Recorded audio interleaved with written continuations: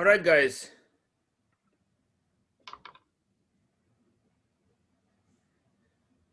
Right, guys.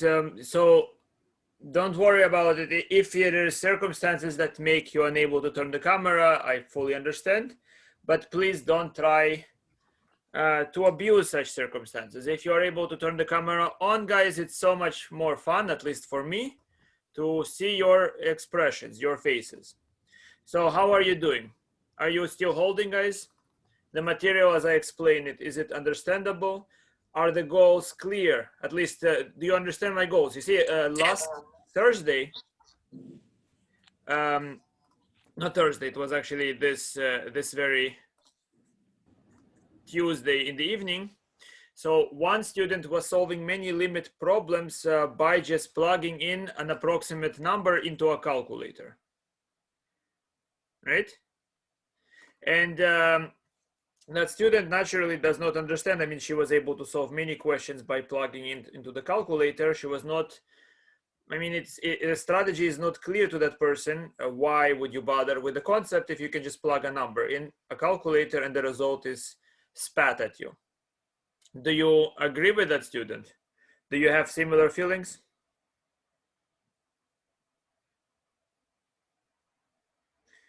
You see, it's a very interesting situation what happens in general, guys. You see, so you all know Iron Man, at least the idea of Iron Man. You have a suit that makes a weak man very strong. So machines are getting smarter and smarter. And so you can have a sort of suit for your brain. With a mush for brain, you can have a suit that makes you, the suit that actually is doing it for yourself. And the suit does not even need that brain anymore, right? So even it's not a helmet that protects a brain. Rather, it's a helmet that does all the thinking. Maybe the brain is not, it's just like a soft tissue, a sponge to soften the blow when you hit against the wall. It is going to be truly at some point completely meaningless. All of those things that we do, the only meaning I hope you can eventually see, guys, is that the problems we're solving are not the problems that we wish to solve, right? It is this material that is supposed to influence our ability to think rather than we thinking specifically about those minutiae. If you open a book in physics, right, you are not going to have a question like find limit of, take derivative of.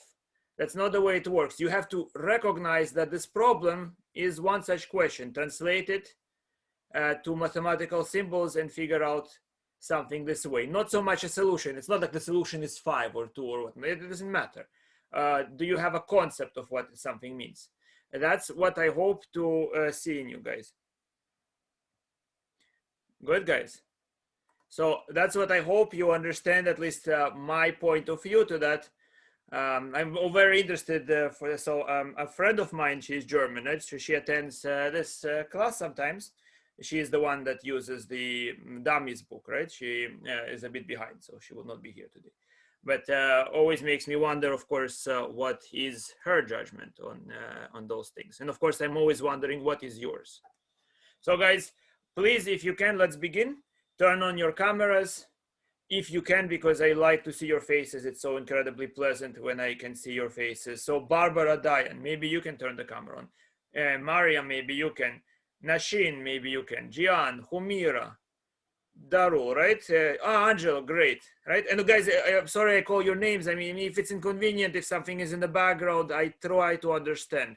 Just know that for the final, I might ask to turn on the camera. I might, right? We'll see how it goes. We'll see how honest you work on the exams. I actually have a what, when, where question for you regarding honesty. All right, Faiza and everybody else. All right, so let's, before we move on. Thank you, guys. All right, so again, just please help me. That I would really appreciate if you do.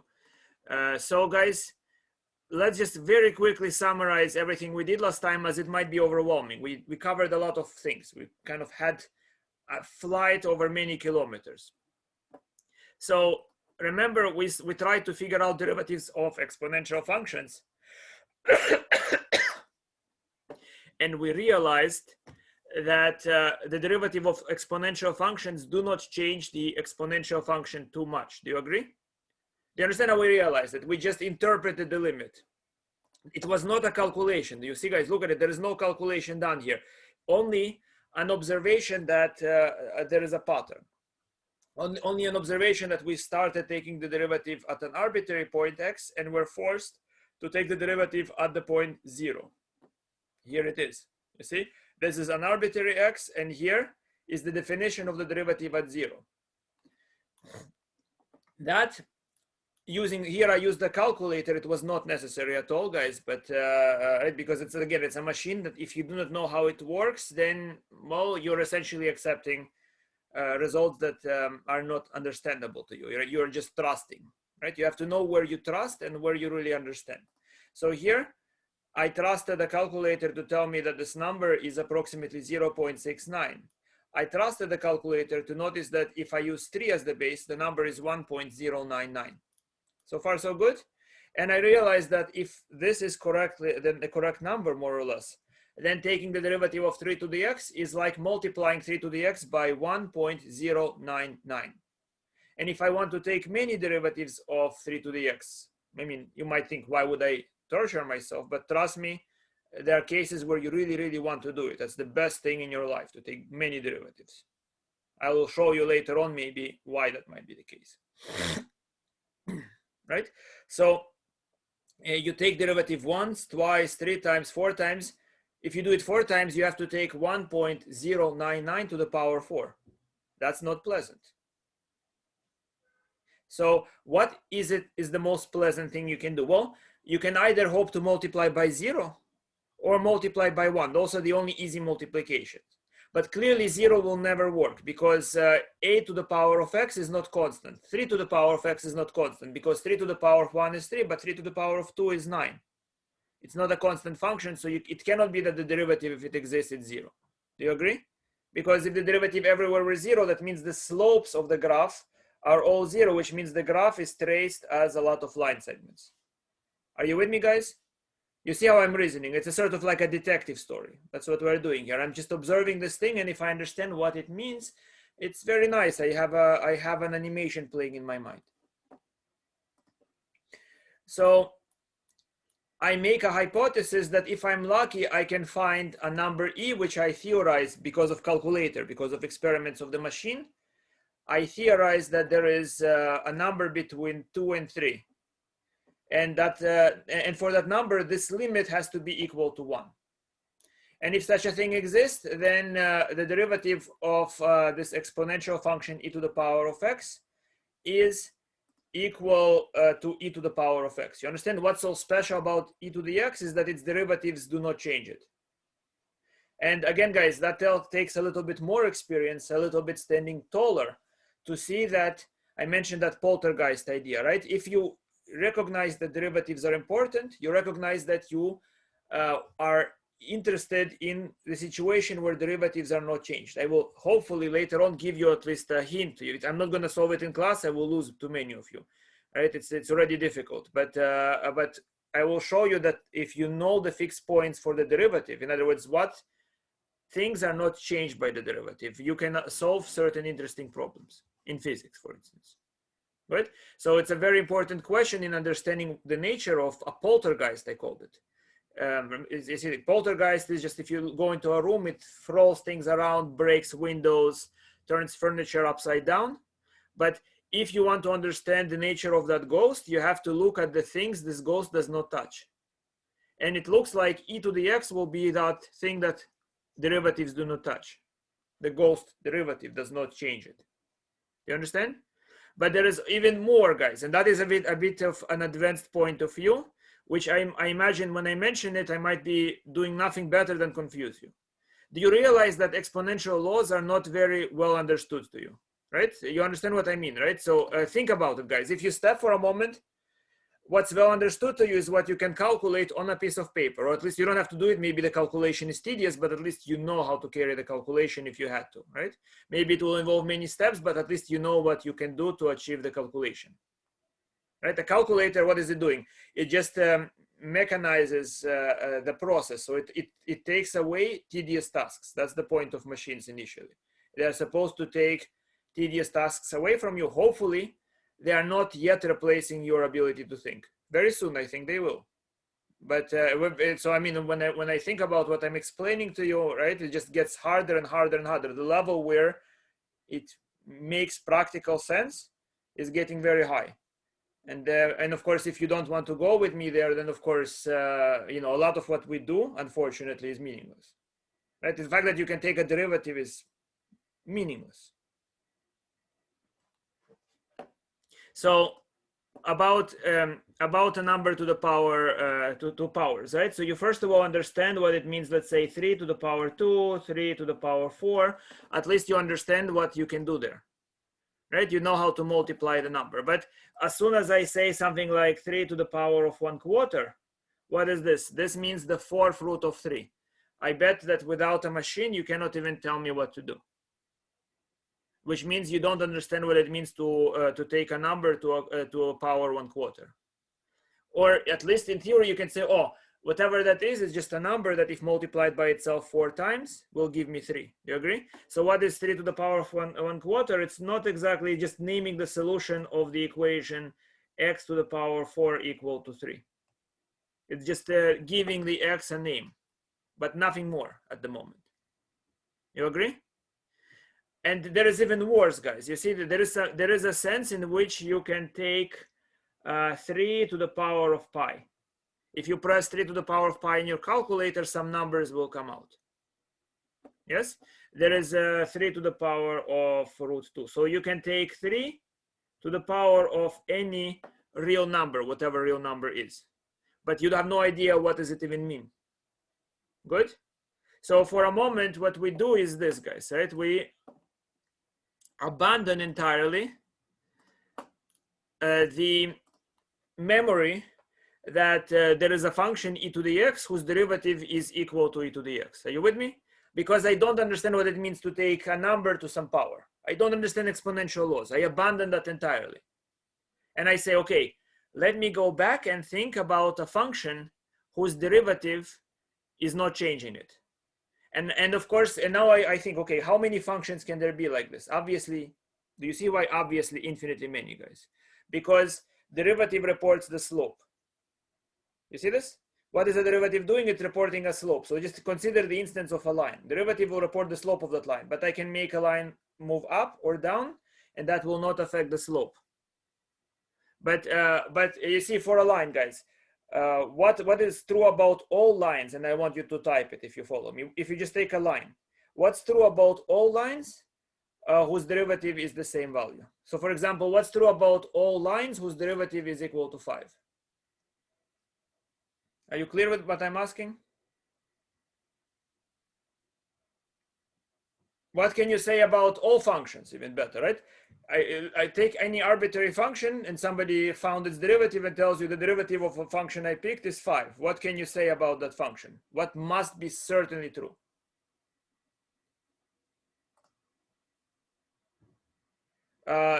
Be careful. I mean, either go up or down 5 units. Francis, so Justin, its slope would be equal to 5. So when you say its slope, first of all, guys, suppose I took something, I drew a curve. Can you imagine? That's a magical trick. I drew a curve and I was blind to it. I took the derivative and I found everywhere everywhere for each x, the slope is 5. The derivative is 5. What does it mean? It means that all the line segments, the microscopic line segments, are attached to one another like this. You see, that's what I mean. Here is a line segment, another line segment, another line segment. They all have the same orientation. Do you follow? Right? So any curve that is differentiable, I picture it as made of segmented line segments. Clear? You see, Francis? You see everybody else? Right? Here is a curve. What do I do with calculus? I mentioned it's like a playing Lego. Right? In this case, I imagine it's constructed of many line segments. Do you see those line segments? Here is one, here is another, here is another, here is another. There are lots and lots of line segments. For the curve that I've drawn, could the derivative be a constant? Could it be 5, 7? Could it be everywhere the same number? Obviously, no. Why obviously no? Because the line segments have different orientations. Do you agree? One, if you just look at how rotated the line segment with respect to the x-axis, one of them is maybe almost horizontal, one of them is less horizontal, one of them is going down, one of them is going up. Yes? So that's why the derivative here is not constant. Now, what happens if you have a constant derivative? Are you with me, guys? It's so simple, right? What's a constant derivative? That means that the line segments are all aligned. They have the same slope. Everywhere, same slope. Clear? So what can you say about any curve whose derivative is 5? That means that that curve is a line, first of all. Secondly, its slope is 5. And thirdly, the only thing you do not know is how high or low the curve is. Right? For this x, same slope. That means that I place it either higher or lower. It doesn't change the slope, right? So I don't know the y-intercept. Are you with me? So, wonderful. Good.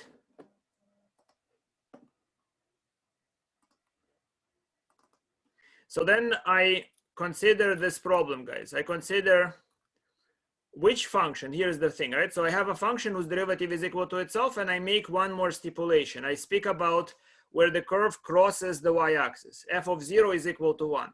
And the reason I make this is kind of my last faint memory that maybe the answer is an exponential.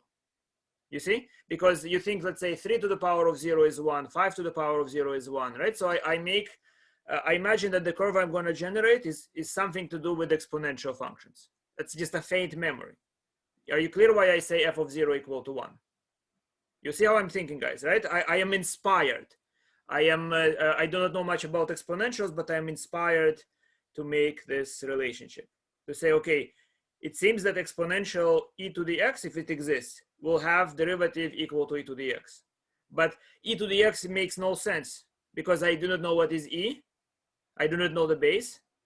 The fact that I even were able to calculate those ratios, you know, what is the derivative of 2 to the x? I use the calculator, and I have no idea what the calculator is doing.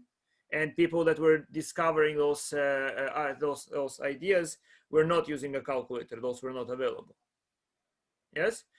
And another thing I do not understand is what it means to take, let's say, something like 2 to the power of pi. I do not understand what it means to exponentiate by an arbitrary number.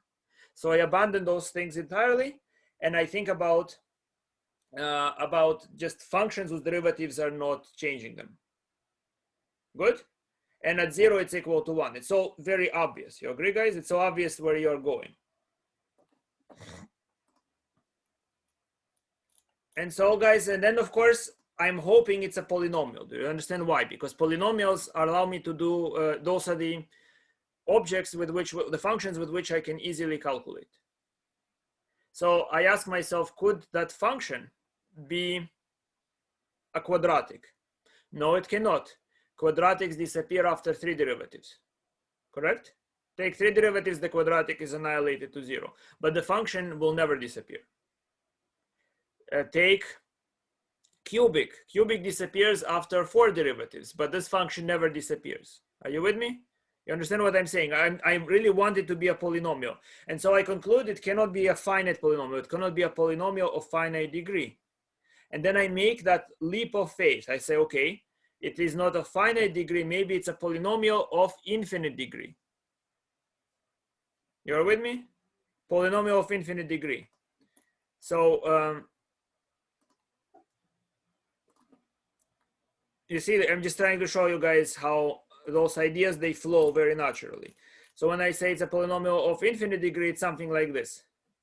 And now remind me, guys, what can I do? Again, it's very few things can you do, right? This function, you know nothing about it except that at 0 it equals to 1, and its derivative is equal to the derivative at any x is equal to the function itself. So you have a functional equation. Do you understand, guys? So it's like this. You can only take derivatives and you can only plug 0 because nothing else is available to you. You only know how this abstract object behaves under derivatives and how this abstract object behaves if you plug 0. You understand? There is just no options. It's very, very limited gameplay here. There's not many things you can imagine doing. So then if I imagine it's an infinite polynomial, I try to to compute the coefficients. I'm trying to make this, you understand guys, I'm shaping that function out of clay. I'm trying to make it visible. Now, what is A0? Tell me, calculate A0, remind me how to do that. Wonderful, Humira. You understand how I calculated 1, guys, right? I just plug 0. Why do I plug 0? Well, it kills all the coefficients that have an x next to them, and it leaves A0, and f of 0 is 1. Right, so I know that that at 0 it's 1. Here it is, right? F of 0 is 1, so I figure the first coefficient. Now tell me, please calculate and tell me what's A1. What's the next coefficient? What do you do to figure out the next coefficient?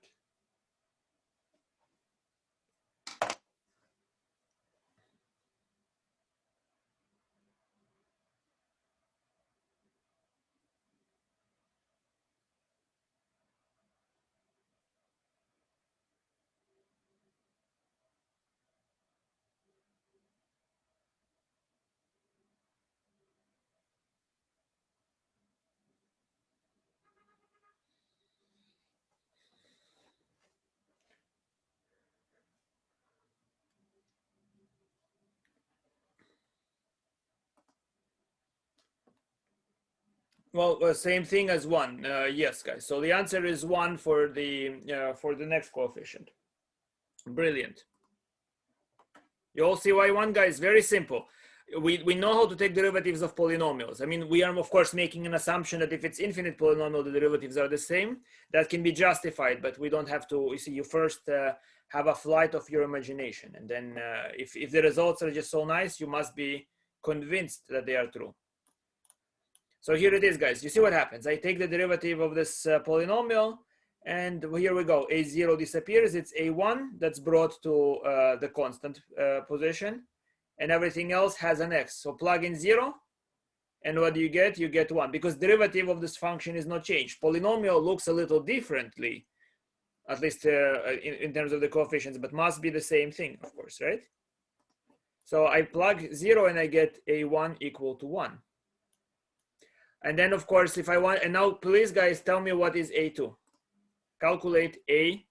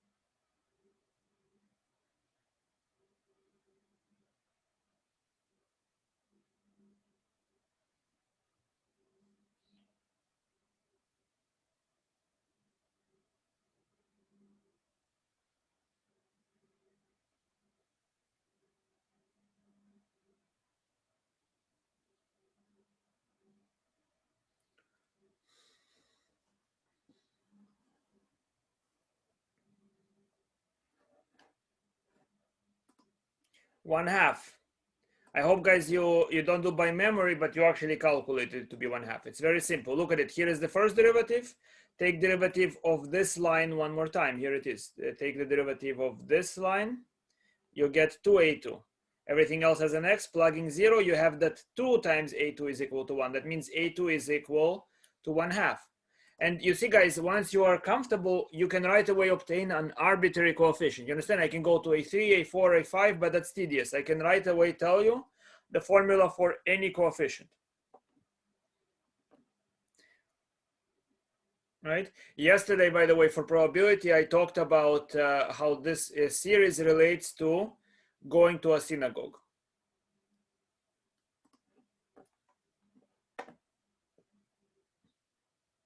So what you have is that if you take 3 derivatives and plug in 0, you get 3 times 2 times 1 A3. equal to 1, which means a3 equal to 1 over 3 factorial. Do I need to explain why if you take n derivatives, you see what happens? If you take n derivatives, every term before the x to the power of n term will disappear. But just pay attention to that x to the nth term. N drops down, then n minus 1, then n minus 2, then n minus 3, all the way until 0 is on the top. So all the way until 1 drops down. So you can see that a succession of numbers n minus 1, n minus 2, n minus 3, etc., all the way to 1 times a sub n. And then the other coefficients are containing x. You see here it is. You see this? So then when you plug in 0, the only thing that survives is n factorial times an. And that will be equal to f of 0, which is 1. Correct? 1. So a sub n is 1 over n factorial. And so I obtain this sigma notation means plug in 0 in the power, then plus, plug in 1 in the power, then plus, plug in 2, and so on to infinity. Do you understand what the summation is? It's just a compact, very easy compact way of describing this result. It's 1 plus x plus 1/2 x squared plus 1 over 3 factorial x cubed, and so on and so forth. Good? Here is just a quick check that if this is the polynomial, look at it. Does it look at all like any exponential function? It does not. Do you agree? It does not look like an exponential function. It looks like what you're doing is something entirely else. It looks like you're doing a polynomial operation, just an infinite polynomial operation. Clear? It's a unique formula. So then I plug in, I take the derivative and I see that, yes, it works very well. Now here, for your benefit, I just say this is e to the x.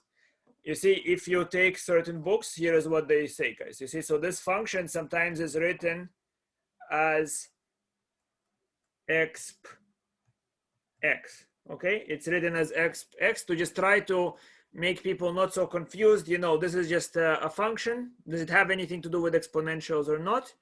Who knows, right? X is this 1 plus x plus 1/2 x squared plus 1/6 x cubed, and so on. Yes.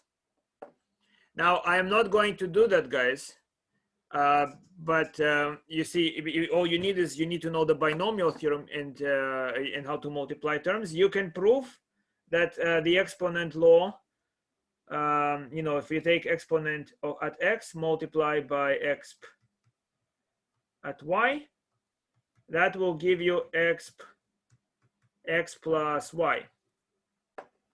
In other words, it has that exponential law property. You see, it is kind of this is what you have when you have 3 to the x times 3 to the y equal to 3 to the x plus y. But this way you prove that it's true for all possible real numbers. You see, you don't consider if it's just integers like we did or anything else. It's basically imitating the exponential laws, but not just for integers, but for all numbers. You understand? It's essentially, I'm constructing my first very definite exponential function. What else is very obvious, guys? So for example, if I want to calculate what is exp of, let's say, root of 2, right?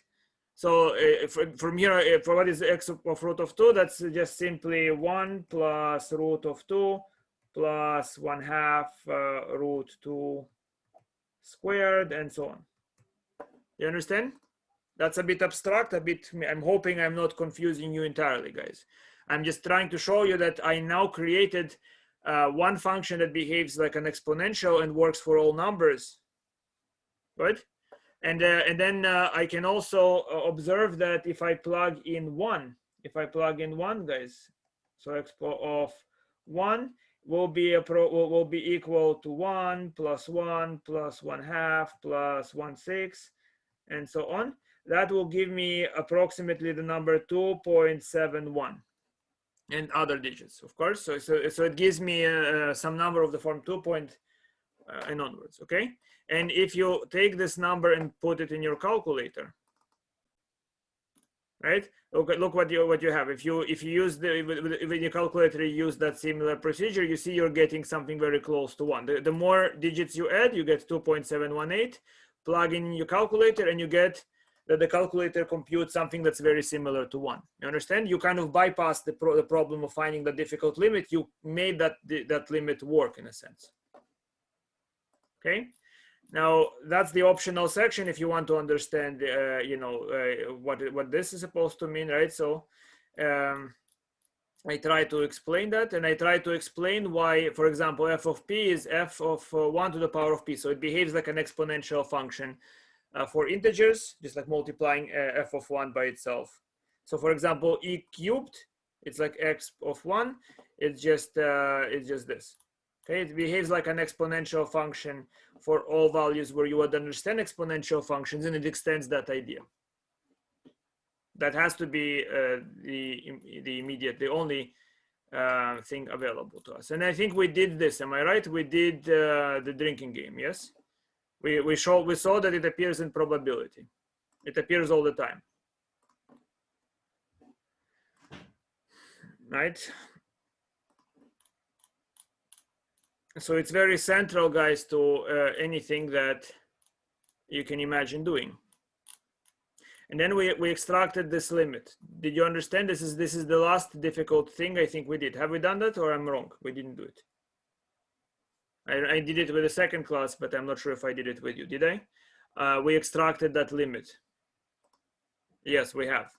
Did you understand? And that's what I'm trying to get at, guys. You see, you can come up with formulas if you interpret what those lines are saying, right? Not just looking at the symbols, but actually at the meaning. You see? So interpreting the derivative, I'm able to establish that this function whose derivative is equal to itself can be written as limit of 1 plus x over n to the power of n. Super important function. Good? And then we made a bunch of calculations. So it makes enormous presence in pretty much anything we do here. Let me perhaps illustrate one more interesting example, guys, right? For that, I will need your help. It might not work as not all of you are attending, but let's begin. And I will ask you to do the following, guys, in the comments. That's also a good way to check who is here. I will ask you for each of the 12 months, whether you were born, I would say, are you born in January? And if you're born in January, write the month and day of your birth, right? I don't need your year. I just need your month and day. So January. How many of you were born in January? Type in the comments, please. No one? All right, so February. How many of you are born in February? Okay, 10th. Only one person?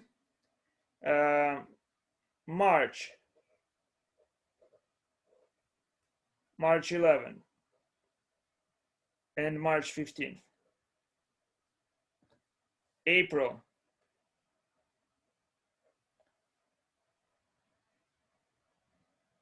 Anyone born in April?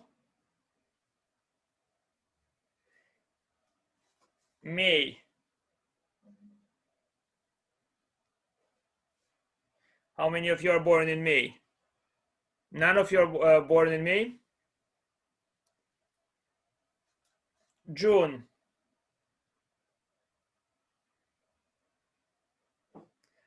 Uh, 16, 23, 27. June, July 7, July 2, and 29. Okay. July, August. Anna, I forgot you. So okay, so for July, a second. So just let me record the August, guys. So it's August. So July 4th, and then August 3, 20th, and 22nd. August, September.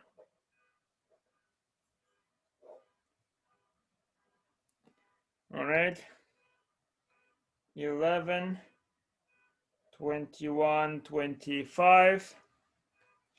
September, then October. October 5th, 29th.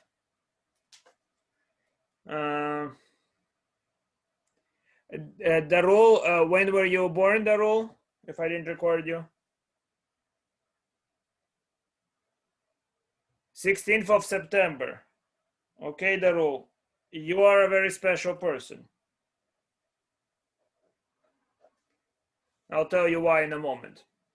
Okay, so we found you.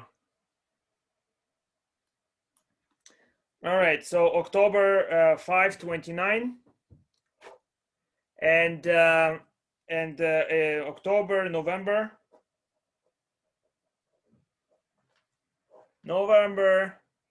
9th. That's it, November 9th.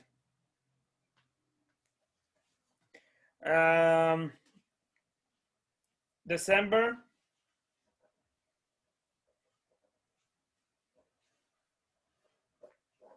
December 6th. All right. Let's see if how many of you are here. I see that there are 26 people here. Do I have 26 answers? 1, 2, 3, 4, 5, 6, 7, 8, 9, 10, 11, 12, 13, 14, 15, 16, 17, 18, 19, 20, 21, 22. Some of the people here are not present. Francis, 12, December, you mean what is it? December 17th? Okay. All right. Well, I will know. So, okay. So some people are sitting here, but not really here. Still, okay. Now, Darul, do you know what? So guys, you know, among the birthdays, I found. Well, guys, how do you think? How many people have the same birthday, the same day? How many of you celebrate a birthday on the same day? What do you imagine? How likely it is that I will find two people celebrating their birthday on the same day?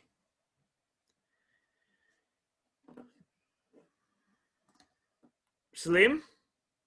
Pretty rare? Not likely? In this class. So let me quickly go. Highly likely. Okay, so likely, I mean, we can calculate exactly how likely, guys. Here is the calculation from probability. No one had any overlap. You think so? I was certain there would be, you know, not certain. I mean, not all of you respond, and also, sorry, and also, here is what the situation, guys. Here is my calculation that I did for probability students, right? So the likelihood that none of you will share your birthday, if the number of people is, let's say, 40 in the class, would be well, the likelihood that somebody will share a birthday with 40 people in the class will exceed 88%. In the event I have 23 people in the class, the probability that there would be a shared birthday exceeds 50%. Do you think we had the shared birthday? We did. Darul, you have the same birthday as I do, right? So you earn extra points. You know, guys, what you know who important was born on this birthday? Naturally me. But Karl Dönitz, the admiral of the German naval fleet, was born on my birthday. which is interesting, I suppose, because the Germans want to come for me on their ship.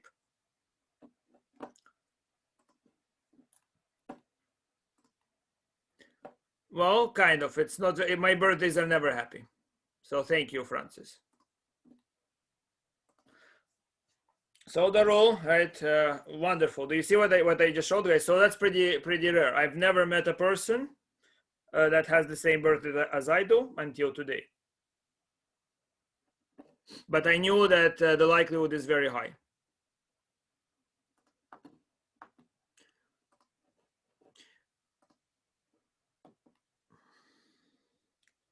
All right, guys. So let's continue on with the class. That's good.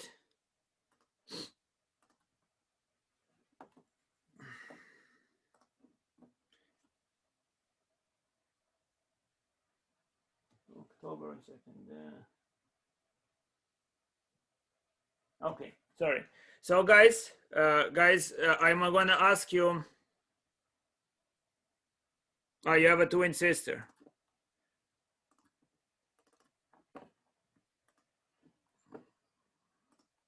You know what, Darul, right? I should remind me. I will send you a math book for birthday.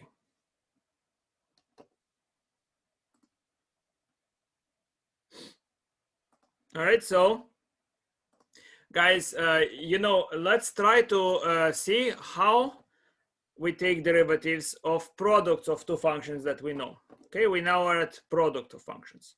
So tell me, please, guys, what would you imagine is the derivative of x to the power of 5?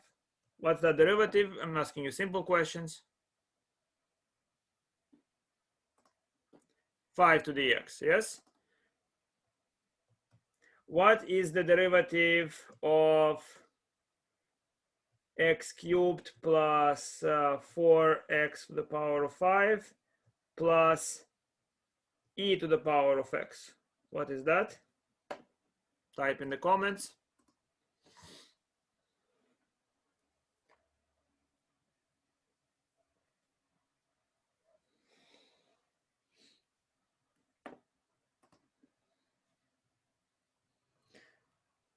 For the entire expression, we have a summation, Francis, right?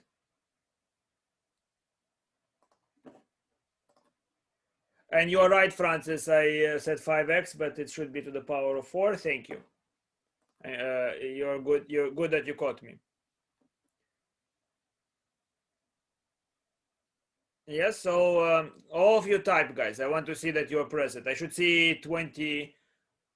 What is it? 25 answers.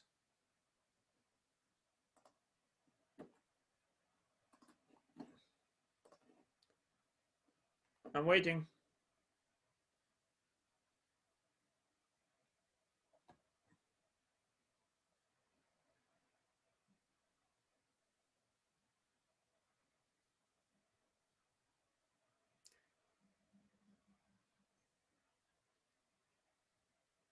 Faster, guys. That's a sort of a quick attendance. I see who is present.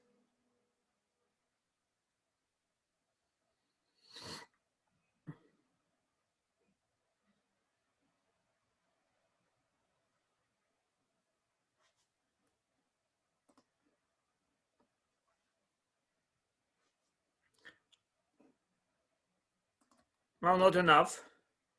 14, 15. Come on.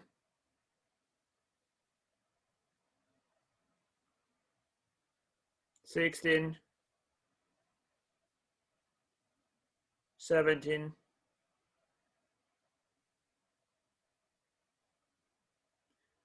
All right. Let's see. Okay. Good. Good, right? So the answer is quickly 3x squared plus 20x to the power of 4 plus e to the x. Guys, I have not read that book, but did I tell you that there is this the math book for dummies? That's the German person. She read it in German, so I figured, well, maybe it's good. I placed it over there. Good. So check it. If you're confused, try to read that book as well. Maybe it's good so far. So guys, now I'm going to ask you another question. What is the derivative of x e to the x? Right? I mean, and think about it if you want to.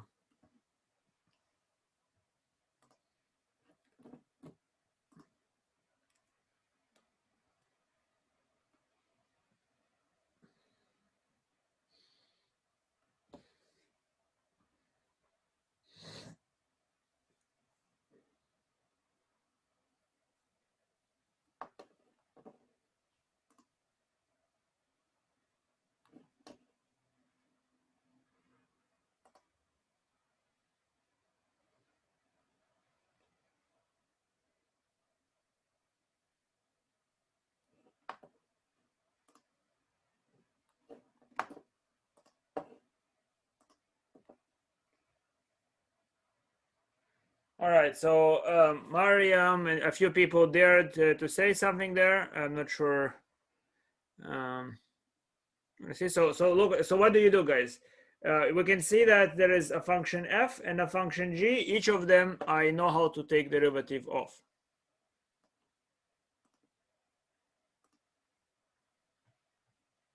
F and g, I know how to take the derivative of each of them. Yes. So some of you might have taken calculus before. Some of you see it for the first time, and some of you would, I'm sure, would write this. The derivative of the first function, which is 1, times the derivative of the second function. So you might write f prime g prime. Did you have the temptation to do that?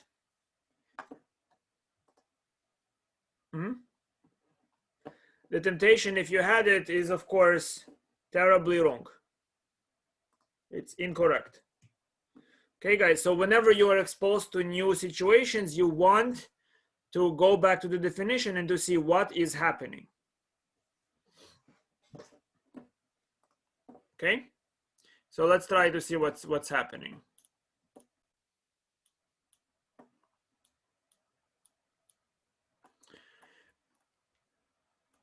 So I will try to show you the geometric approach. Okay, first we will do it in two ways. Okay, guys, what does it mean to find the derivative of a function? It means that if I look at the curve, I do what to it? If I could draw the curve of f multiplied by g, I will then do what to it?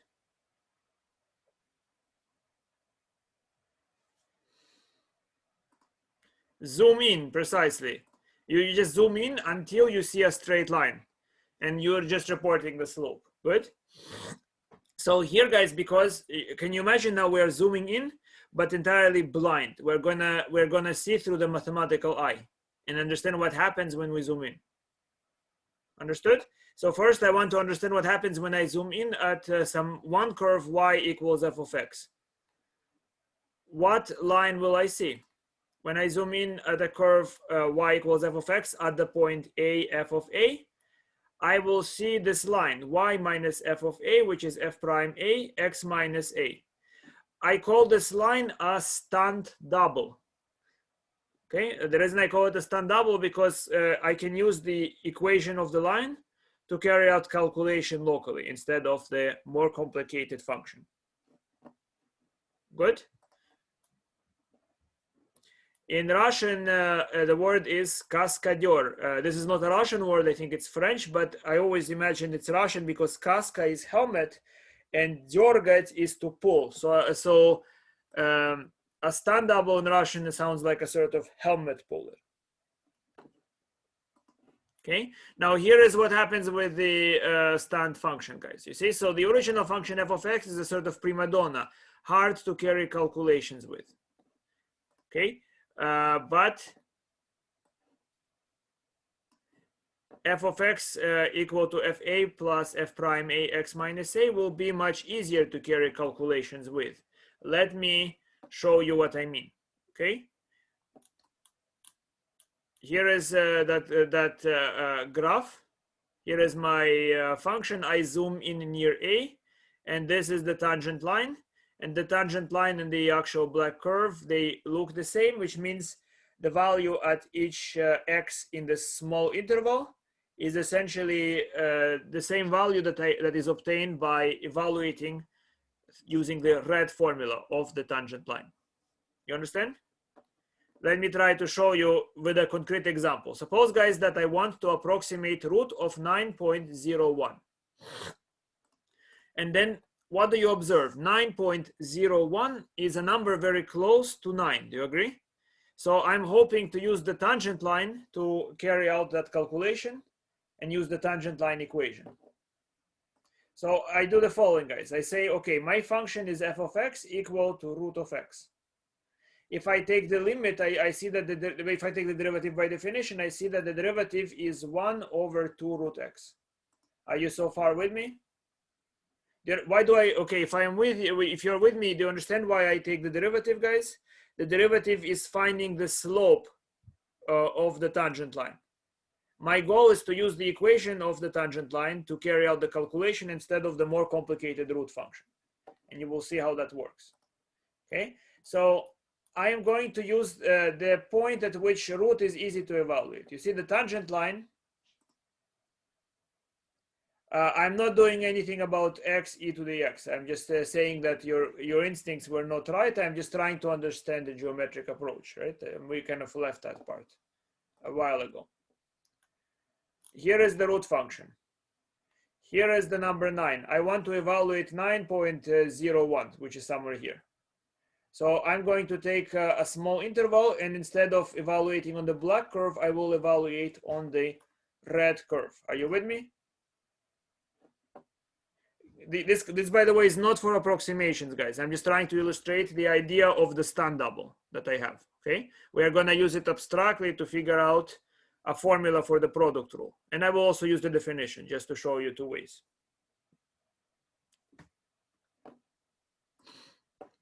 So do you all see, guys, what do I need to do? So if I have root of x and I want to calculate the tangent line at 9 root 9, I already have the point 9 root 9, and all I need is the slope. Clear? Now what is the slope? The slope is, according to the general formula, 1 over 2 root 9. So the slope is 1 over 6. The Stunt double is the equation of the tangent line. Absolutely right. Okay, so I'm going to show you what I mean by those calculations in a second. You see, so if I ask you to carry out a calculation, any calculation close to 9, let's say like root of 9.001, right? Or root of 8.9 or something like that, you see? So all of those are in the vicinity of 9. And I don't really want to use the root function. I want to use the equation of a line where the calculation is especially simple. Yes? Clear, guys? So you understand, I'm just writing the equation of the tangent line. We were doing it many, many times. What's the equation of the tangent line? It's, in this case, y minus root 9 equal to 1 over 2 root 9 times x minus 9. Which, of course, I can then solve for what is yx, right? This line, I'm just solving yx, right? This is f of x and yx. They are very similar curves. Do you understand?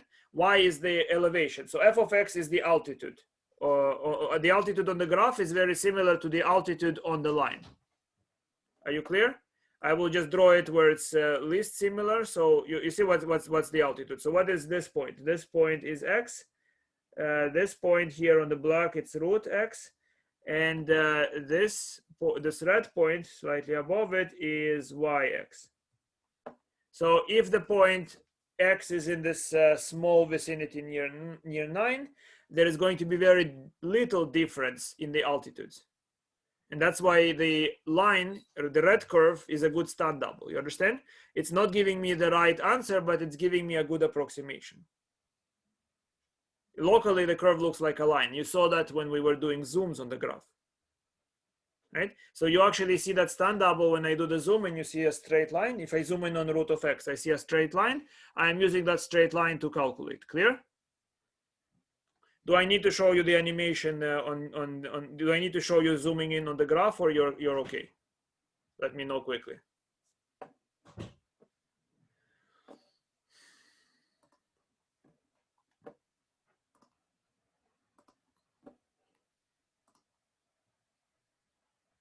For clarification, well, okay, we're zooming in at 9. Okay, so I'll do it for clarification. I'm not sure if it will clarify anything, but I'll try. So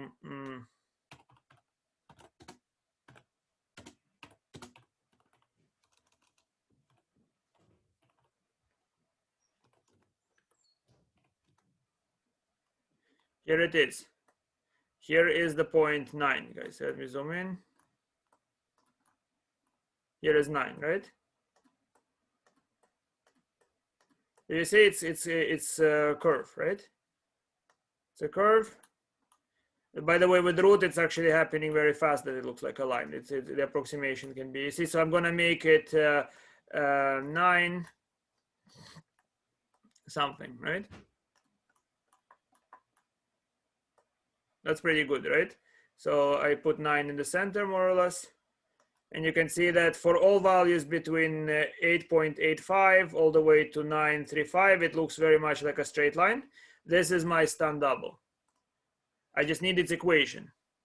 You understand? It's a line. It looks like a line essentially, right? So what's the equation of that stunt double? It's just the tangent line. You'll remember why we did it conceptually. Why, if you zoom in, you will see the tangent line. So just use the tangent line to carry the calculations. Isn't it clear?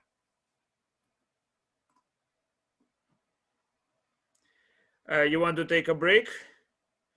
All right, so I'll pause the video. I'll give you a few minutes break. Would you like to see a question that it's a very interesting question, actually. I wonder if you know the answer to it, because, well, you should know the answer to it very well. I wonder if you would guess it. So let's do this, guys. Take a break of 4 minutes, and after those 4 minutes, I will show you that video quickly, and then we'll return to the topic. Good?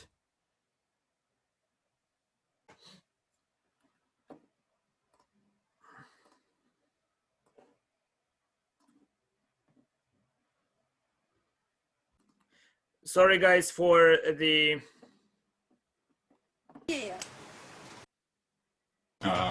Илья, всем, ну, мы так между собой. Друзь, например, It's a good question that I think you should know the answer to, of all people. And once you hear the answer, you will understand why I show it.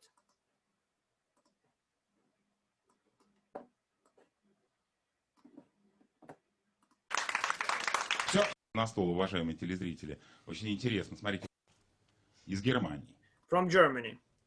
Этот вопрос Светлана сняла вместе с дочкой Юлией. This question was filmed with her daughter Внимание на Julia. экран. Attention to the screen. Здравствуйте, уважаемые знатоки. Hello, dear knowers. Рады приветствовать вас из Германии. We are happy to greet you from Germany. Мы с дочерью Юлией находимся в небольшом городке Золинген. We, with my daughter Julia, are in a small city called Zollingen. Перед зданием уникального музея. In front of a building that contains a unique museum. Listen carefully. Экспонаты которого собраны со всего мира. The exhibits of which are collected from all over the world. Экспонаты в этом музее расположены парами. The exhibits are positioned in pairs. И сотрудники музея очень тщательно следят за тем, чтобы левый и правый экспонат не были перепутаны местами. And the workers at this museum very carefully observe that the exhibits in this museum will not be misplaced. So you have a left exhibit and a right exhibit. Do you understand? Question: what is in this museum? The way you play, you can throw all versions, guys. So whatever comes to your mind, you throw it. It might inspire other people to come up with the right solution. So you have to throw very rapidly many versions. Shoes, right? And also think, guys, shoes. Is it difficult to, unless you don't wear them, to misplace left and right shoe? So those things are always in pairs. And the workers at the museum watch very carefully so that the pairs are not interchanged. What is in the museum? Throw versions. Shoes, somebody said. Any other ideas?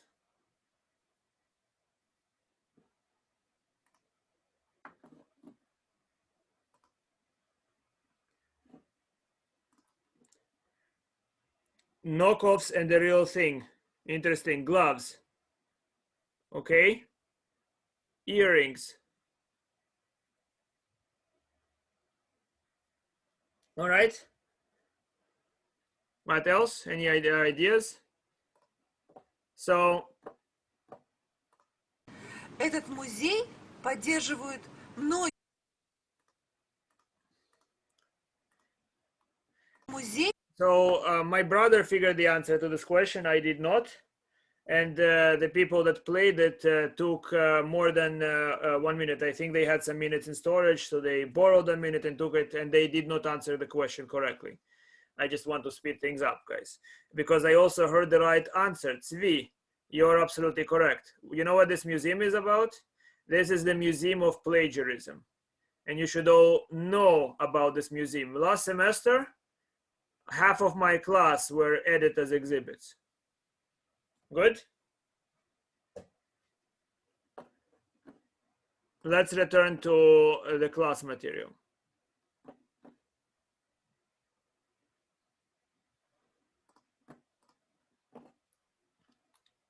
All right, guys. So here we spoke about the stunt double.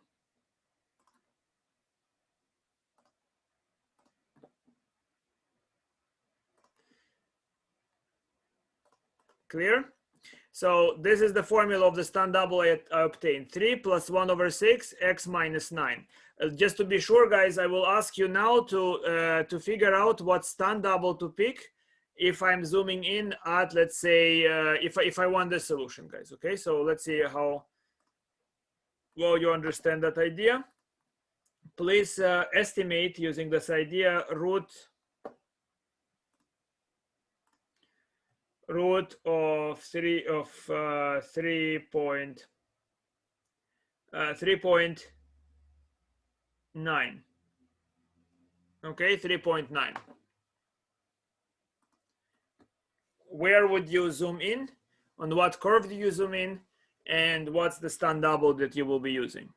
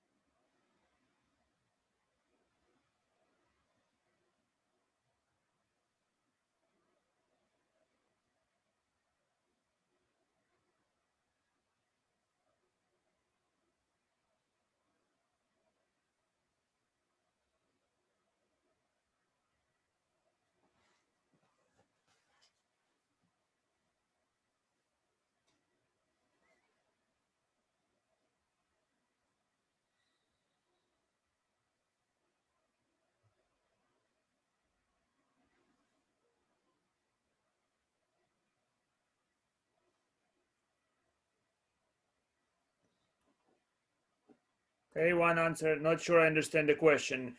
My question is, what would you do if I asked you to estimate root of 3.9? Exactly, Humira. Zoom in at 4, root 4. You understand?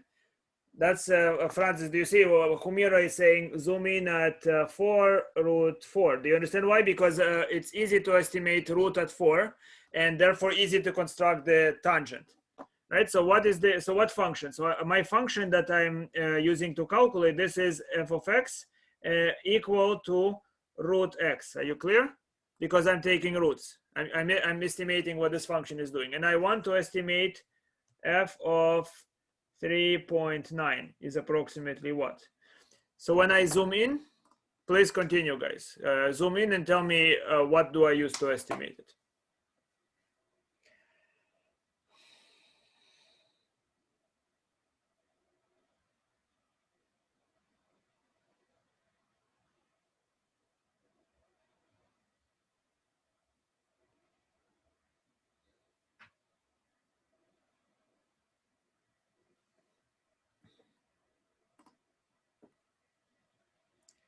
Well, Jahin, root 3.9 is nothing I can estimate, right? Why would I bother taking root of 3.9 and then adding other stuff to figure out what's root of 3.9?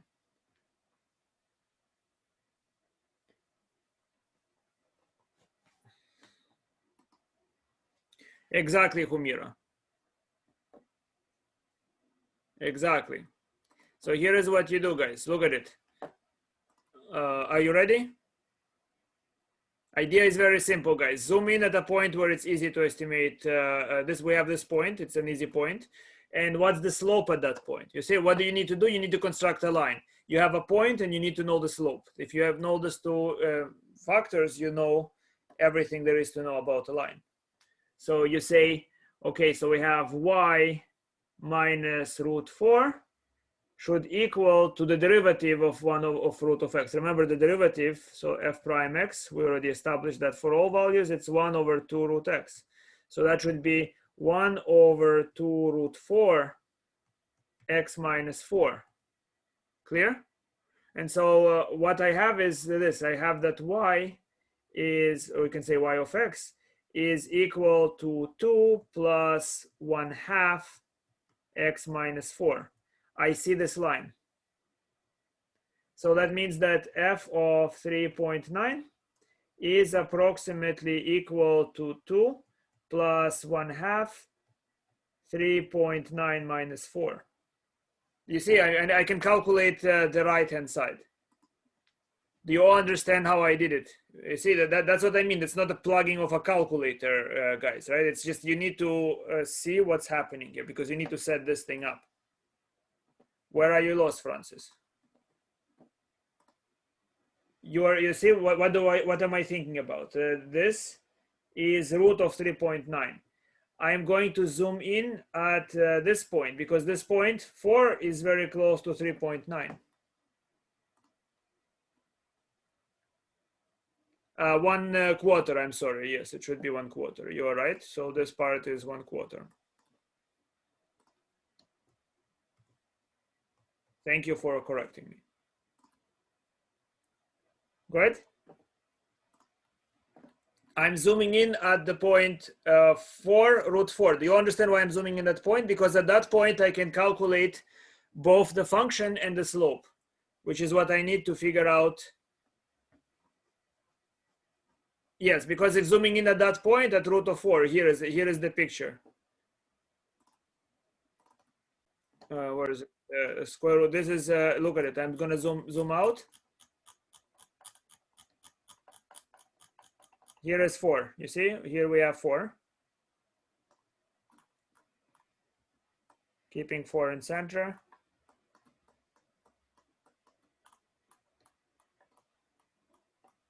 You see what's happening? This is now 3, right? This is 4.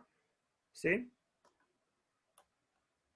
Here is 3.9, something somewhere over here. You see, at 4, I can kind of I can estimate the slope of that line. At 4, I can estimate the slope of the line. Yes? And I'm going to use that line to calculate that 3.9 because at 4, it's easy to calculate the slope. Understood? That's the stunt double thing. So here it is, guys, for root of 9. Instead of calculating root of 9.01, I say it's 3 plus 1 over 6 times 9.01 minus 9. You see what I did? In other words, because 9.01 is in the vicinity of 9, and in this vicinity, you see, if I zoom in on that region, the black curve and the red curve look the same. You understand? The stat double and the tangent line look the same. This is not a good estimate if I move farther. You see here the curve is very different from the black curve is very different from the red curve. Are you clear? What I'm doing is very, very natural. Another example. Okay, I mean there are unfortunately not many values for which it's easy to estimate. So I want you to calculate. You see here we have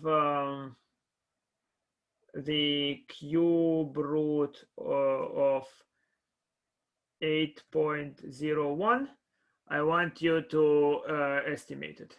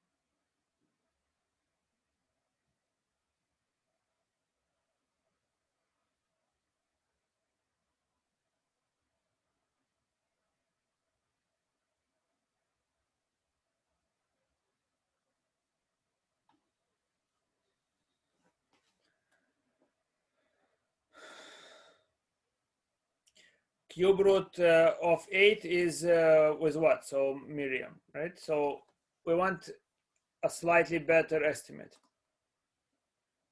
Well, 2 is some estimate, but that's not the point.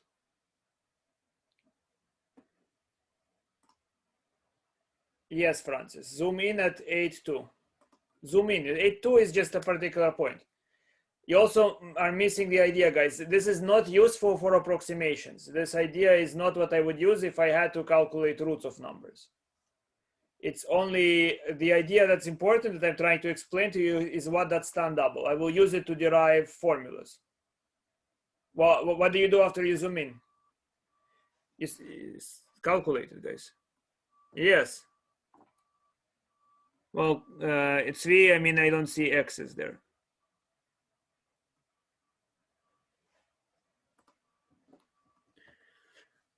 Guys, you have to, you see what I'm saying, right? It's not a calculator type of thing. You see, what you see is you are zooming in, you're seeing a line. But because the line is not in front of your eyes, actually, you're using mathematics to tell you what you're seeing. It's like you're blind, and mathematics is telling you that you're seeing the sirens. What are they like? So here we go. I will take the function f of x equal to x to the power of 1/3. You agree? I mean, we can do it by definition or other ways, but the derivative ends up being what? The derivative of this function, I will need to know the derivative at any x, is 1/3 x to the power of minus 2/3.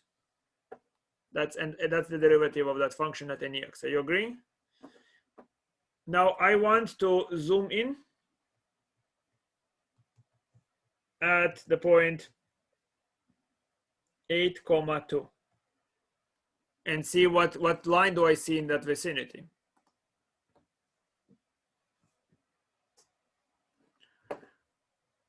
One more small thing I just remembered. Moesha, are you here? Moesha Whitaker.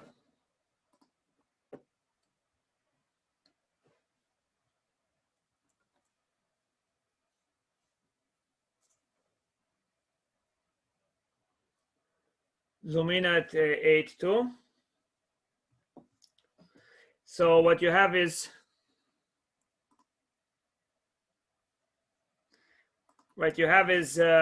this formula, guys. So the equation of the line is y minus 2 equal to the slope, which is 1/3 8 to the power of minus 2/3 multiplied by x minus 8. Now what is that? So I have that y equals to 2 plus 1/3 multiplied by, so if I take cube root of, so it's 1 over cube root of 8 is 2. 2 squared is 4. So it's this, guys. So it's 1/3 times 1/4 x minus 8. So the answer is that y equals to 2 plus 1/12 x minus 8. Which means that the cube root of 8.01 is approximately the same thing as y of 8.01, which tells you that instead of doing any roots, you're just going to say 2 plus 1/12, 8.01 minus 8. That's one way. So you see, somebody, I forgot who did it, said the estimate is 2, but you can say 2 plus 1/12 and something. So that gives you a better estimate. Clear?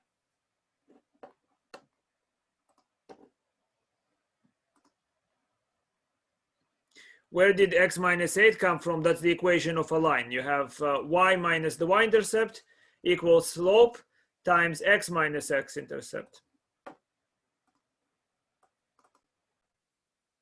Now, none of those procedures were interesting to me for the purpose of approximating anything, guys. Okay, so in your exam, some of you will say use linear approximation or something like this, but the reason this idea is important is that it gives you insight into formulas.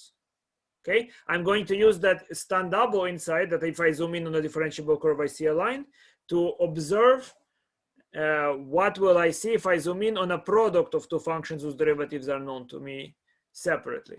Are you clear? Are you ready to begin zooming in, guys? So I'm going to show you that the derivative of a product of f times g evaluated at the point A is the derivative of first function times the second intact plus the first function derivative of second. Okay, so here is how I do it, guys. Zoom in.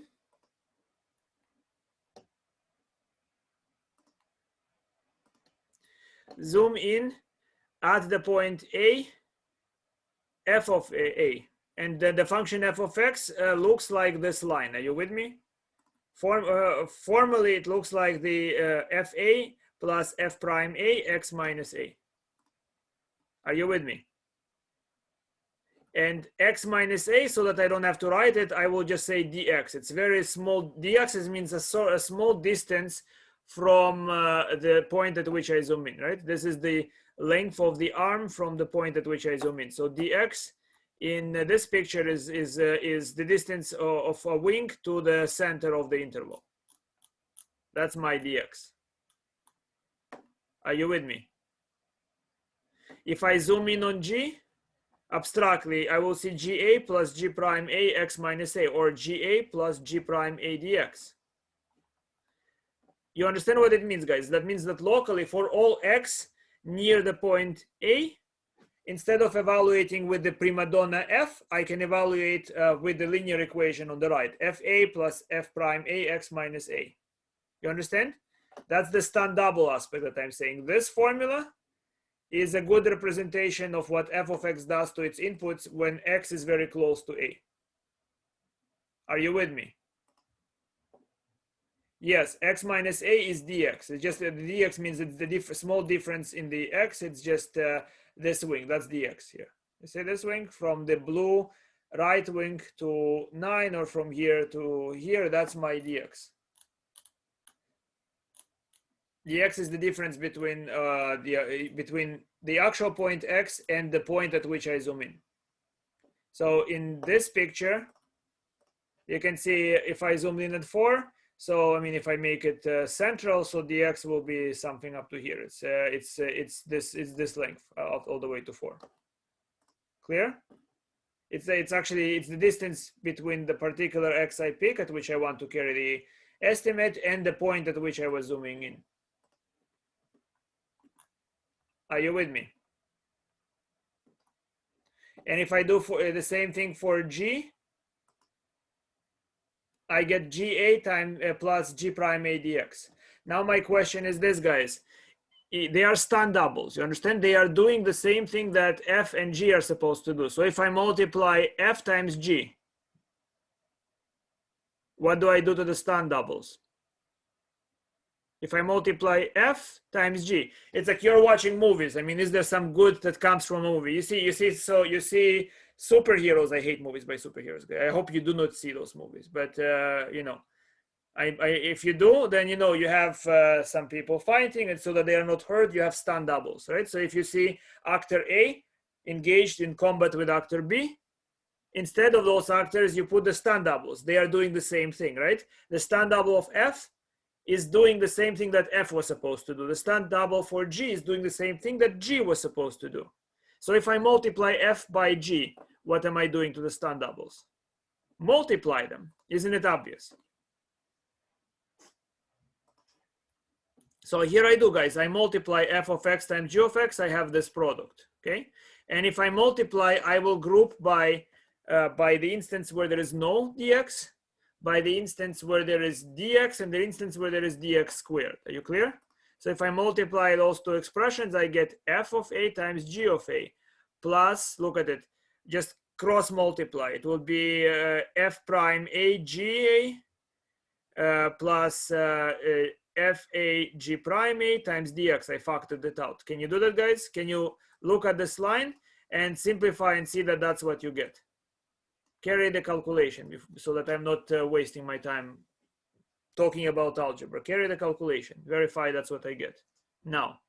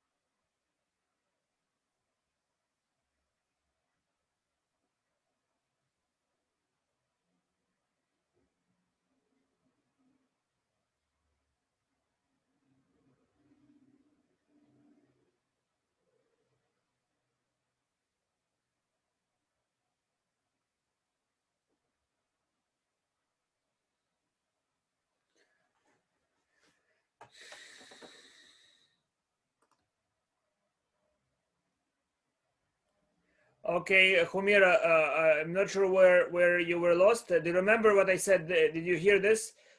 F of x has this stand double and g has this stand double. And if I want to understand the product of f times g, I can just try to understand it in terms of the product of the stand doubles, you see? Because the stand doubles are supposed to do what f and g are doing, right?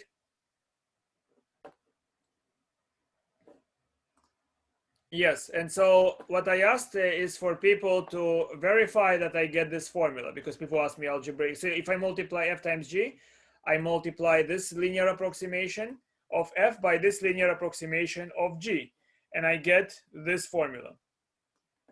Are you with me? And again, now it's going to be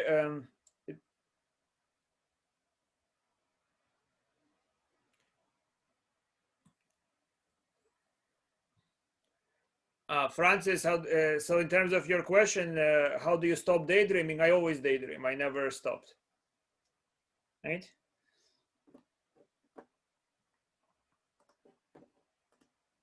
So are you there, guys? Are you with me? You see this?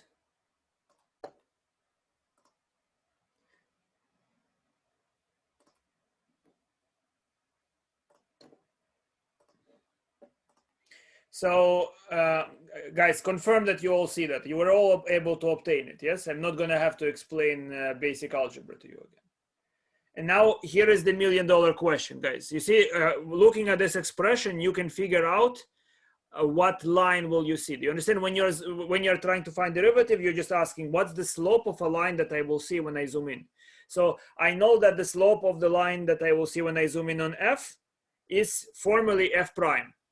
And formally the slope of g will be g prime. What will be the slope of f multiplied by g?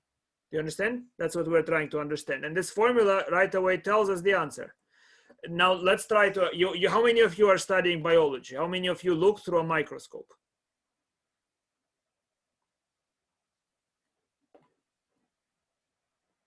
You never looked through a microscope? Oh, good. If you look through a microscope, that's another hobby I used to have, right? I was, well, doesn't matter. That's a long time ago.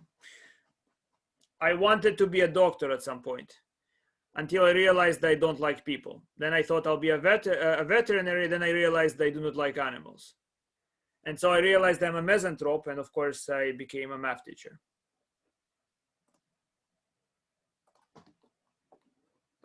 So, do you know what is a 1 micron? Do you know what is a micron, guys? A micron is 1/1,000,000th of a meter.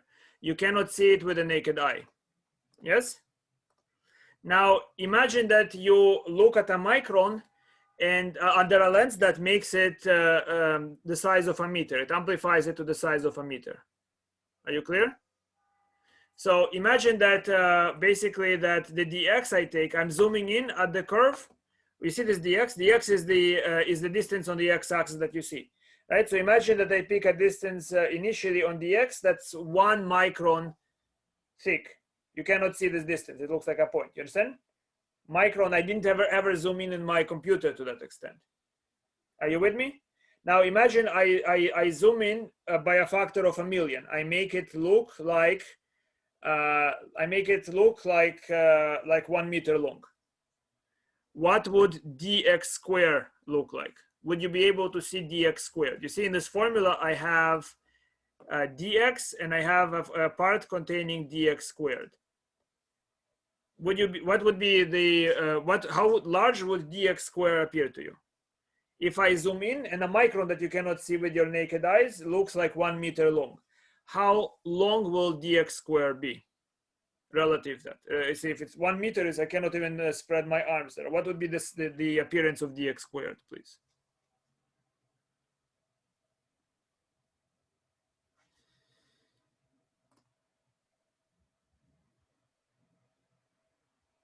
Well, that's just a number, but how big would it look of you guys? You see, numbers, yes. Dx squared is 10 to the minus 12. So if I make dx, a micron, appear to be 1 meter long, how large will dx squared appear to be? Will I be able to see it? with my naked eye, through the microscope naked eye, right? So I look at the microscope, and the microscope multiplied a bacteria that is 1 micron long will look like it's 1 meter long. Do you understand? Bacteria that's 1 micron long would look like it's a meter long. It's like a dog. Will I be able to see dx squared? No, because dx squared will look like what? If I made a bacteria the size of a bench or the size of a dog, what would dx squared look like?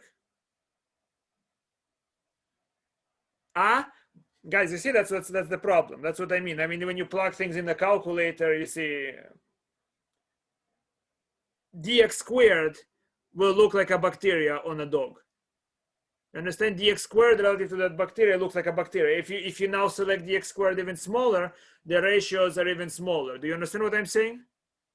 That means that the term that contains dx squared, if I select dx, when I'm just zooming in and zooming in and zooming in, which means that I select dx as small as I like. The smaller I select dx, in proportion, the smaller is dx squared to it. You understand? The proportion of dx squared to dx is dx.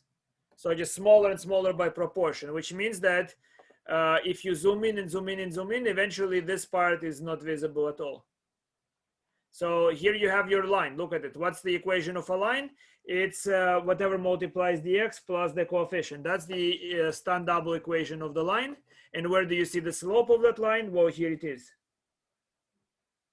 Do you understand what I did, guys? With just pure ability to visualize anything and interpreting formulas, I'm right away able to know what's the formula for the derivative. And again, some of you would probably think, why would I want to know it? I can type it and search it on the internet. Again, you fail to see what I'm trying to tell you. You can either imagine something or use your brain, not for this problem, in general, use your brain to see, or it's completely useless.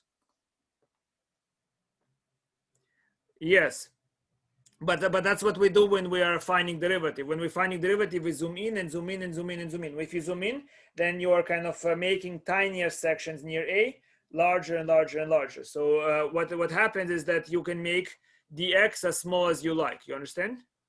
Think about what is that you do when you zoom in. You can select something that looks like a millionth of a micron and zoom in and make it look like a meter.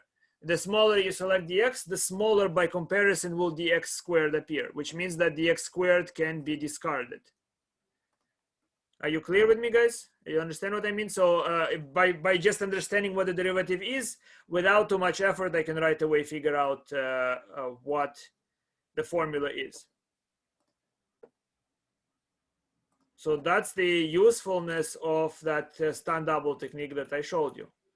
Here it is. You see, guys, I stop seeing the other part and I see the formula of a line, which means the slope is this expression. Okay, what does it mean in terms of calculation? It means, for example, that if I want to take the derivative of x e to the x, the derivative tells me take the derivative of first function, don't bother the second function, plus don't bother the first function, take the derivative of the second function. Understand? That's the formula that I just established.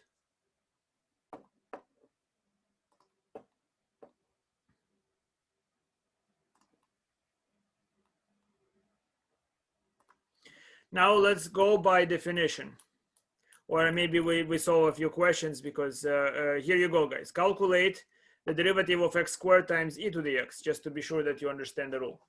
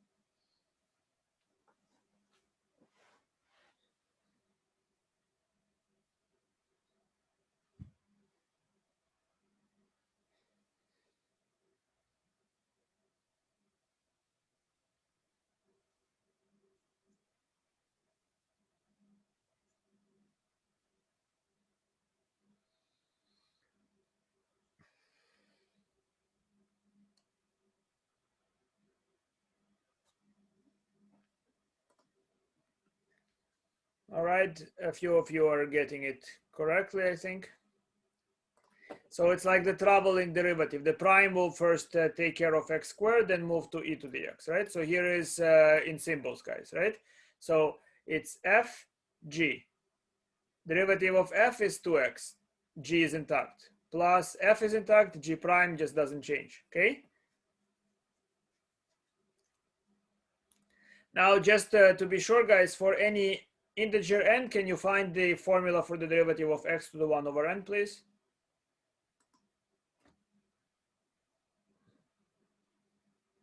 Just what's the derivative of x to the 1 over n?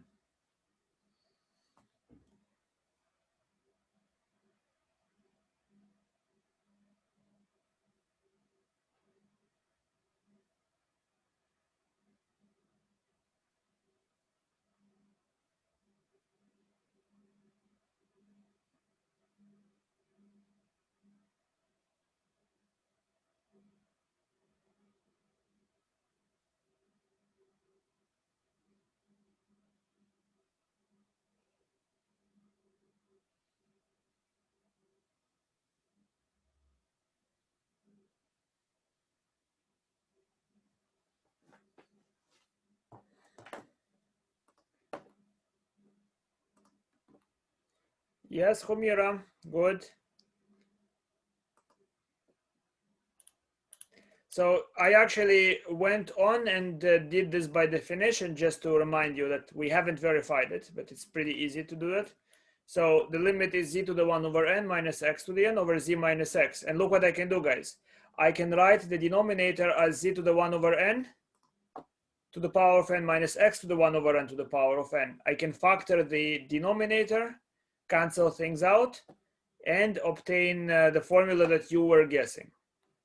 That's the formula, right? So your guess is correct.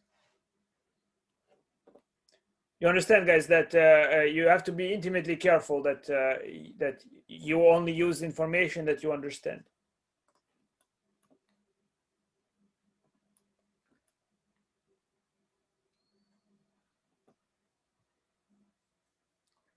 All right, so then find the derivative of x to the 1/3 times x squared, and then find this derivative. Go ahead, calculate b.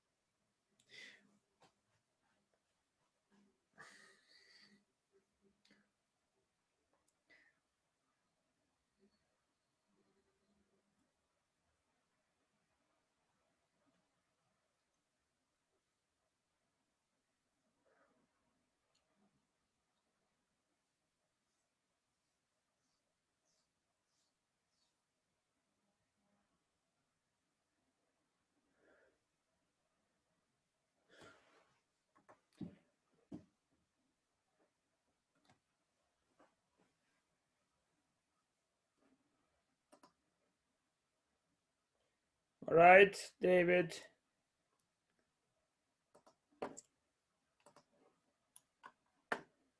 You can solve it in several ways, naturally.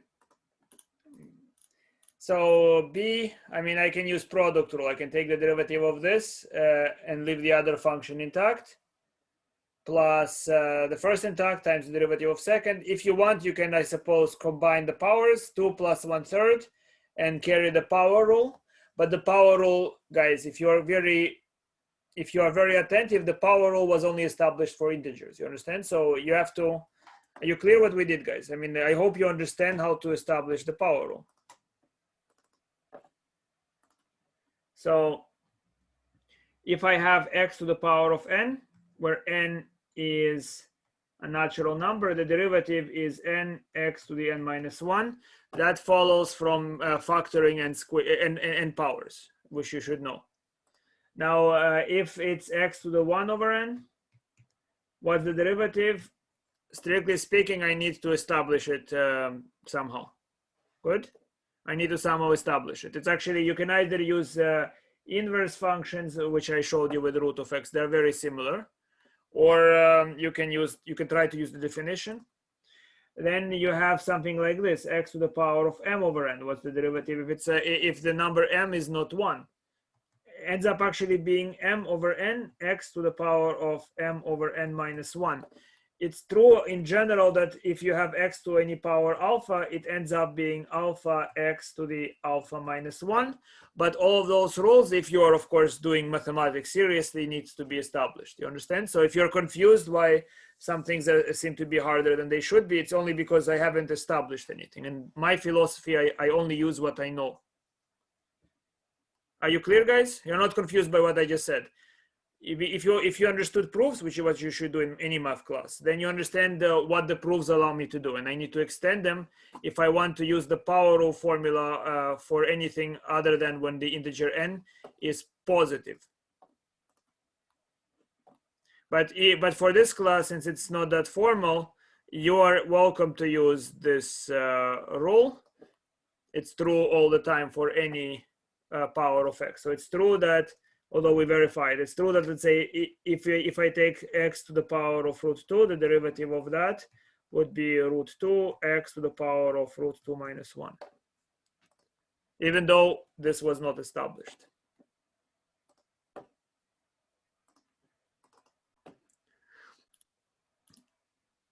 All right. Let me check something that I'm more interested in, guys, right? So did you understand the Stunt double procedure to show that, to find out what's the derivative? I want you to use linear approximation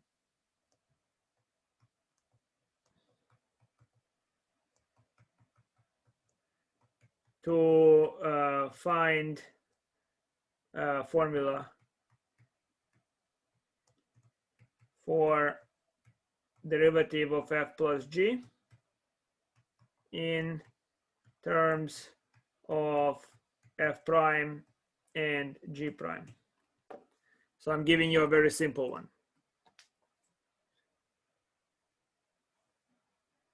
You understand what I want you to do? Once I write it, you will see how I do it.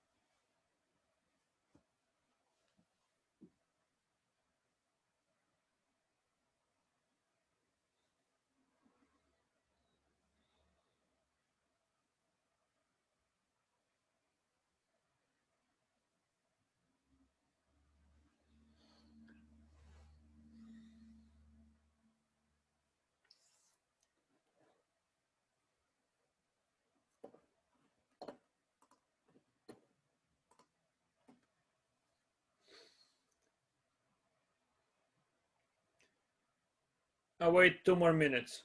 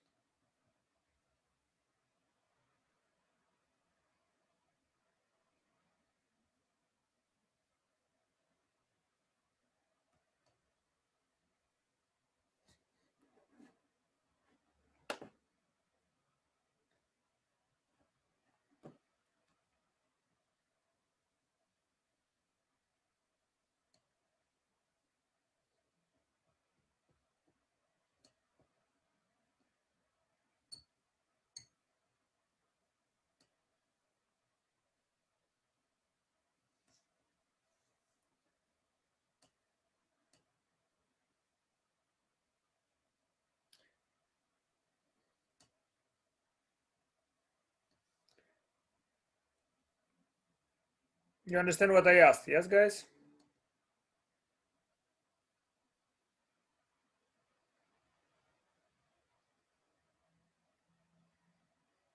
All right, let's do it together.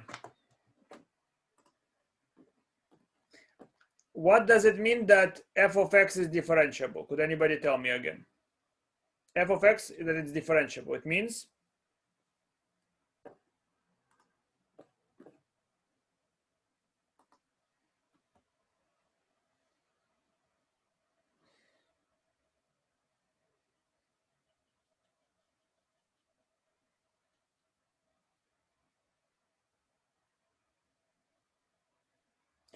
It means that if you zoom in on the curve, you will see a line. And the slope of that line will be the derivative. So if I zoom in at the point A, right? If I zoom in at the point A, FA plus GA, my question is what will be the line that I will see? So the way I reason this out is as follows. I think, okay, well, if I zoom in, f of x will be approximately FA plus F prime A x minus A, which I will call dx because I don't like to write x minus A, it's interfering. Dx, okay? If I zoom in at G, I will see GA plus G prime A times dx. What will I see if I zoom in at F plus G? If I add F plus G, what do I do? If I add F plus G, guys, I do what? I add the Stunt doubles. You understand, guys? That's what happens.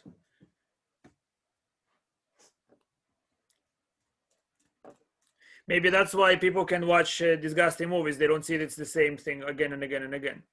Right? A comics movie, it's the same movie many, many times again. That maybe that's why it can be interesting.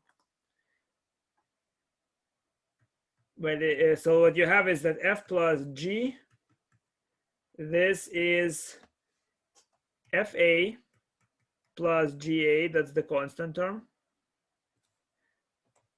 plus F prime A dx plus G prime A dx, which is FA plus G A plus F prime A plus G prime A dx.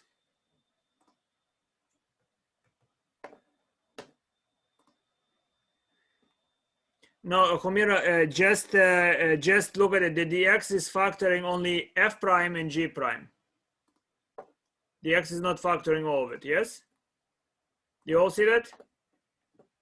So that's where I see my derivative. Here it is. I see that the derivative, it's the slope. It's the sum of the slopes. You understand?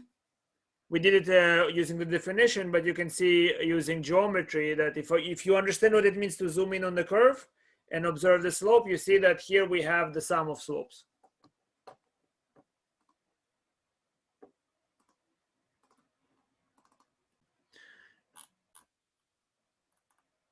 Now let's try to do it by definition.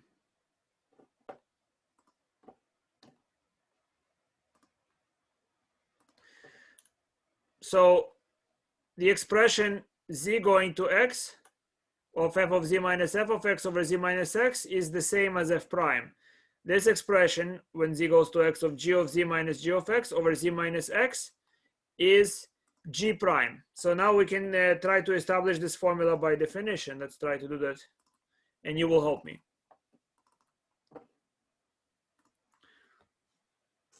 Okay, guys, so we know f prime x and g prime x. What is f of x g prime x derivative? By definition, This is simply limit as z goes to x of f of z, g of z minus f of x gx over z minus x. Good. Now within this formula, here is a guys. If blood hasn't left your brain, you know it's tiring, whatnot. We have a long day. Tell me within that formula, what am I searching for? What expressions am I searching for within that formula? I look at it. What am I searching for?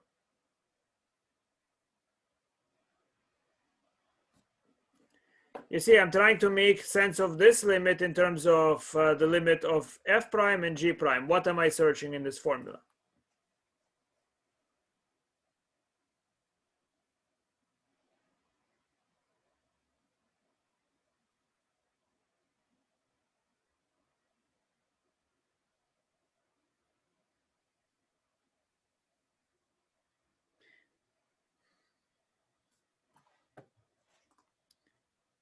The derivative is too general. Derivative of what? I am searching in here. This is the formula I want to see. Limit as z goes to x, f of z minus fx z minus x, because that will identify the derivative of f and the corresponding derivative of g. Are you clear? I just have to look at something and I need to know what am I trying to find here. It's like a puzzle in which you're trying to find Waldo. Right? How can you find where is Waldo if you do not know what you're searching for? So what do I do here, guys? So I have this wishful thinking. I would have preferred this. This is g of z and this is g of x. I would have preferred to see this.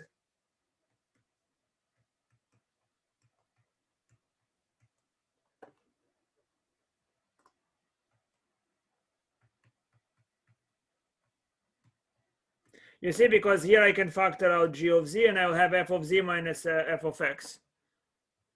And here we have, because I subtracted, I must add it back in.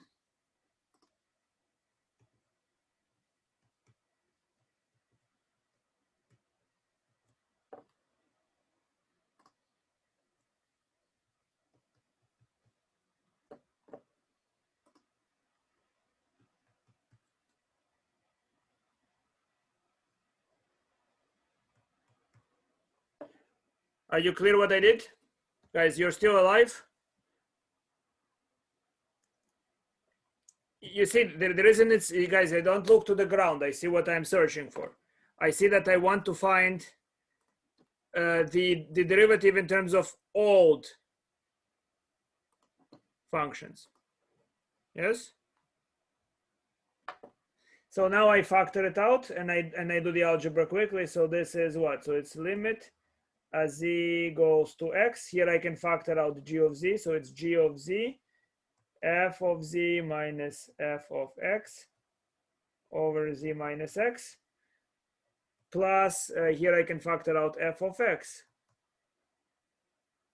g of z minus g of x, z minus x. Do you see that?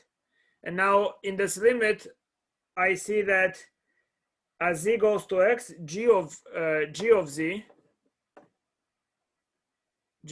goes to g of x. This goes to f prime x. This is simply f of x, and this goes to g prime x. Yes? Now, yeah, I'm already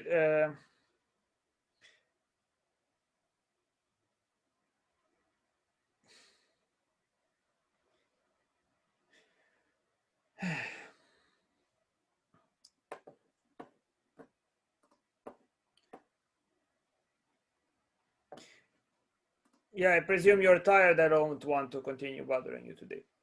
Goodbye.